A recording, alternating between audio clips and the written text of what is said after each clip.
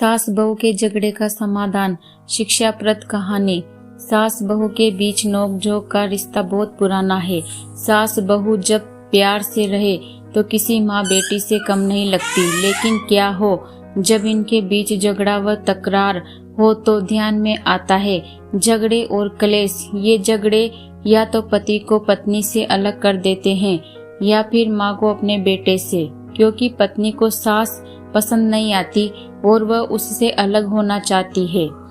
हाल ही में नेहा का विवाह हुआ था और उसने अपने पति और ससुराल वालों के साथ एक जॉइंट फैमिली में रहना शुरू कर दिया था।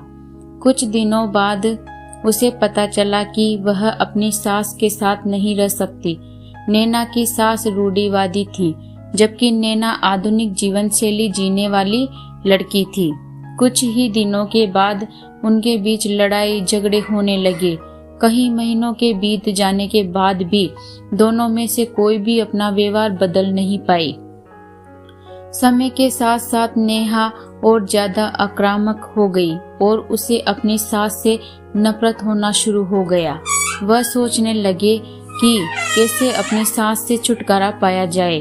एक बार हमेशा की तरह जब उसने अपनी सास से झगड़ा किया और उसके पति ने अपनी माँ का साइड लिया, तब नेहा गुस्सा हो गई और अपने मायके चली गई। नैना के पिता एक केमिस्ट थे। उसने अपने पिता को पूरी बात बताई। उसने अपने पिता से कहा कि उसे कुछ जहर दे ताकि वह अपनी सास के खाने में मिलाकर उससे छुटकारा पा सके, नहीं तो मैं अपने पति के घर वापस नहीं जाऊंगी। नेहा के पिता को यह सब जानकर काफी दुख हुआ और उन्होंने अपनी बेटी से कहा, अगर तुम अपनी सास को जहर देती हो तो तुम और मैं दोनों जेल जाएंगे।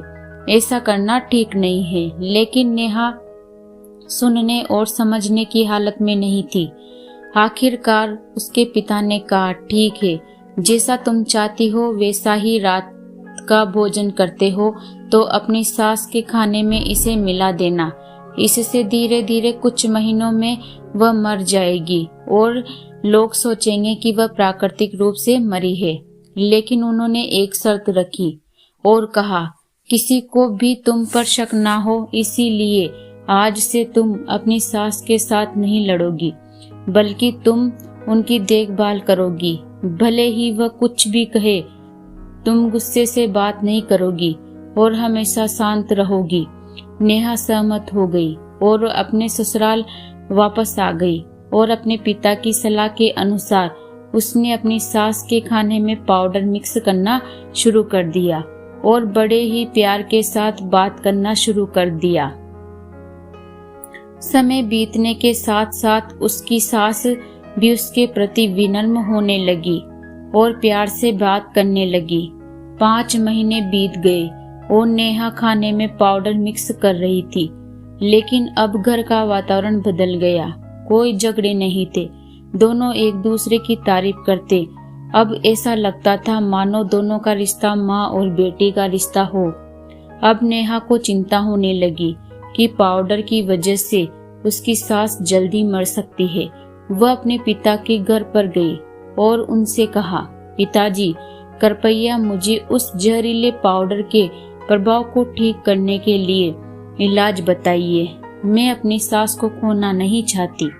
वह मेरी माँ की तरह है और मैं उससे अब बहुत प्यार करती हूँ। उसके पिता मुस्कुराए और कहा, कौन सा जहर? मैंने तो तुम्हें बस एक प्रोटीन पाउडर दिया था। नैना हैरान थी और उसने अपने पिता से पूछा कि उन्होंने ऐसा क्यों किया। पिता ने कहा, बेटा, अगर तुम किसी दूसरे इंसान से प्यार चाहते हो तो तुम्हें भी उसे प्यार देना होगा। रिश्ते एक गाड़ी की तरह होते हैं और हम उन पर लगे पहियों की तरह।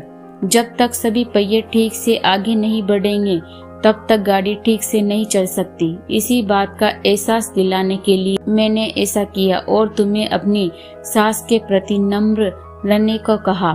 तुम्हारी अच्छाई देखकर उन्होंने भी अपने आप को बदला और तुम्हें समझना शुरू किया। तुम दोनों ने एक दूसरे के लिए अपने आप को बदला। यही कारण है कि तुम अपनी सास के लिए आज मेरे पास भागते हुए आई हो।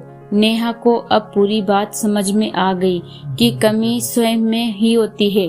अगर हम स्वयं शांत, विनम्र और सहनशील रहेंगे तो सामने वाला भी वैसा ही रहेगा। नेहा ने अपने पिताजी का धन्यवाद किया और कहा कि आपकी वजह से हम दोनों सास बहू एक माँ बेटी की तरह रहने लग गई है। आशा करती हूँ दोस्तों आपको यह कहानी पसंद आई होगी। इसी प्रकार की शिक्षाप्रद कहानियों के लिए वीडियो को लाइक व चैनल को सब्सक्राइब करना न भूलें।